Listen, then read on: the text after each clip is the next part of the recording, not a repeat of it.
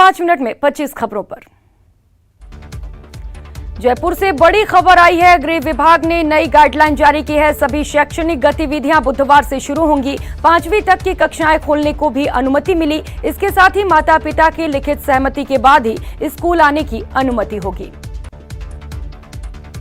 Guideline के मुताबिक online अध्ययन की व्यवस्था रहेगी जारी। 16 फरवरी से लागू होगा आदेश। कोरोना के संबंध में पूर्व में जारी सभी आदेश और निर्देश निरस्त कर दिए गए हैं।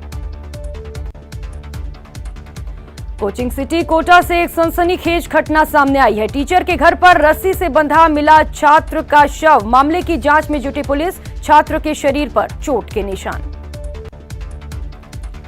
अलवर के बानसूर में महिला की मौत पर बवाल मच गया है। महिला के शव का पिछले 5 दिनों से पोस्टमार्टम नहीं हो पाया है। महापंचायत में बनाई गई आंदोलन की रणनीति। नामजद आरोपी की गिरफ्तारी की मांग।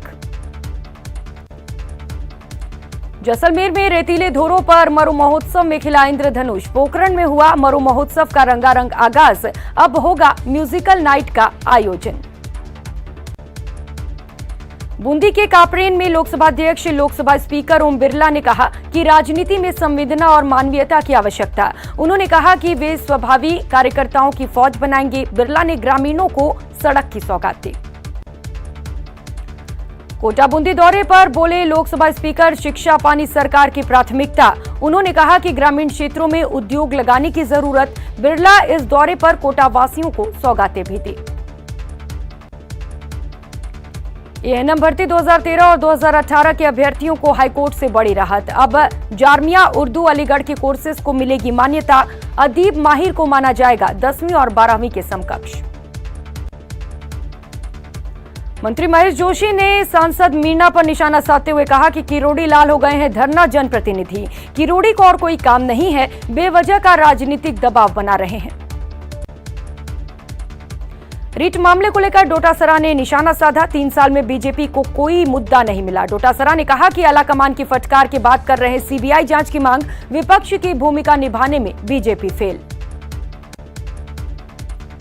जयपुर के करौली धौलपुर सांसद डॉक्टर मनोज राजौरिया ने रेल परियोजना के लिए भूमि नहीं मिलने पर राज्य सरकार पर देरी के आरोप लगाए हैं। सांसद ने कहा कि राज्य सरकार रेल परियोजना के लिए भूमि अवाप्ति में लापरवाही कर रही है। डूंगरपुर में उदयपुर सांसद अर्जुन लाल मीणा ने केंद्रीय बजट को लेकर प्रेस वार्ता कर आम लोगों को उसके बारे में जानकारी दी और आम लोगों की बजट को आम लोगों का कहा। गहलोत सरकार द्वारा की गई राजनीतिक नियुक्तियों में डूंगरपुर जिले के वरिष्ठ कांग्रेसी नेता डॉक्टर शंकर यादव को अनुसूचित जाति और वित्त विकास कॉर्पोरेशन के अध्यक्ष की जिम्मेदारी सौंपी गई है, जिनका सम्मान किया गया। मरु महोत्सव का आगाज उत्सवी उल्लास के बीच परमाणु नगरी पोखरण से हुआ, जहां सालमनगर तालाब से अल्पसंख्यक मामलात और उपनिवेशक मंत्री शाले मोहम्मद ने हरी झंडी दिखाकर भव्य शोभा यात्रा की शुरुआत की। झुंझुनू दौरे पर आए बृजेंद्र ओला ने कहा है कि सदन चर्चा करने के लिए है। यदि सरकार के जवाब से विपक्ष असंतुष्ट है तो वे फिर से अपनी बात सदन में रखें, लेकिन सदन नहीं चलने देना बिल्कुल उचित नहीं है।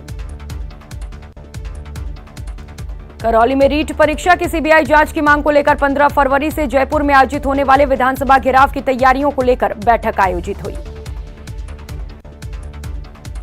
भीलवाड़ा नगर परिषद की बजट में बोर्ड बैठक में जमकर हंगामा हुआ। सभापति राकेश पाठक के सामने कांग्रेस के पार्षद सामने आए और नारेबाजी करने लग गए। राजसमंद क्यामेट में टीकर के कोटेश्वर मंदिर में प्रतिष्ठा को लेकर विवाद गहरा गया। प्रतिष्ठा आयोजन की मांग को लेकर बड़ी संख्या में लोगों ने थाने का घेराव किया। कोटा के बालिता रोड इलाके में अतिक्रमण की कार्रवाई के दौरान हंगामा हो गया। लोगों ने अतिक्रमण हटाने का न केवल विरोध किया बल्कि धमकी देते हुए हंगामा खड़ा कर दिया। जयपुर से श्रीगंगानगर तक का सफर करने वाले यात्रियों के लिए अब सफर और भी आरामदायक होगा। रोडवेज ने आज से इस रूट पर सुपर लग्जरी बस सेवा शुरू कर दी है। अलवर जिले के बानसूर के भूपसेडा गांव निवासी महिला सुनीता देवी का आज 5वें दिन पोस्टमार्टम नहीं हो पाया है। महिला 28 दिन पहले गांव से गायब हुई थी। नकल विरोधी कानून पर करौली के युवाओं का कहना है कि सरकार कैसे भी कानून बनाए, लेकिन उसकी कड़ाई से पालना करना आवश्यक है। बांसवाड़ा शहर के रातीतलाई क्षेत्र में भारत विकास परिषद और त्रिपुरा फाउंडेशन की ओर से निःशुल्क चिकित्सा शिविर का आयोजन किया जा रहा है।